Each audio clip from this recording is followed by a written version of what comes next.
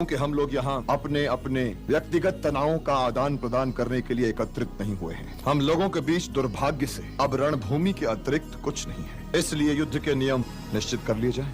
हे गुरु शिरोमणि, हम यहाँ कुछ निश्चित करने नहीं आए। कौरव आपके पुत्र हैं और पांडव भी, इसलिए आप जो नियम बनाएंगे पांडव सेना उन्हीं नियमों को मानकर ये युद्ध करेगी। मुझ पर ये भार न डालो माधव। स्वयं मेरे ही शिविर में ऐसे कई लोग हैं जो ये समझते कि मैं पांडवों का पक्ष था। किंतु आप गुरु श्रेष्ठ, आप शूरवीर हैं। आप कौरव सेना के प्रधान सेनापति हैं और हर दृष्टि से हमारे लिए आदरणीय हैं। इसलिए इस युद्ध के नियम बनाने का दायित्व आपको संभालना ही पड़ेगा। सत्य तो यह है वासुदेव, हर युद्ध का केवल एक ही नियम कि युद्ध धर्मानुसार होना चाहिए। और धर्म क्या है गंगापुत्र? धर्म यह है महारथी शिखंडी कि किसी पुरुष को किसी अपुरुष पर शस्त्र नहीं उठाना चाहिए। धर्म ये कहता है कि यदि किसी योद्धा का शस्त्र उसके हाथ में न हो, उस पर तब तक आक्रमण नहीं करना चाहिए जब तक कि वो सशस्त्र न हो। धर्म यह है कि पदाती से पदाती युद्ध करेगा और रथी से रथी, महारथी से महारथी युद्ध करेगा और अतिरथी से अतिरथी। धर्म यह है कि कई योद्धा मिलकर किसी एक योद्धा की हत्या नहीं करें। धर्म यह है कि सूर्योदय के साथ आरंभ होने वाला युद्ध सूर्यास्त के साथ साथ रुक जाए। आत्मसमर्पण करने वाले सैनिक की रक्षा करना विजयी का कर्तव्य हो जाए। यदि पांडव सेना के प्रधान सेनापति